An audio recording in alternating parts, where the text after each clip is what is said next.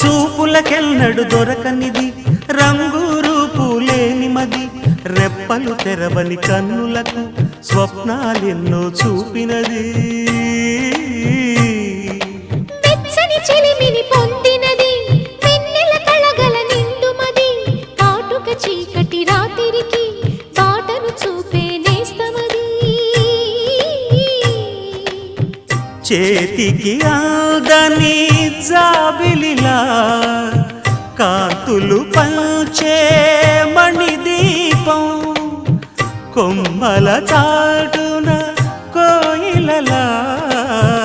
కాలం నిలిపే అనురాగం అడగని వరములు కురిపించి అమృత వర్షిణి అని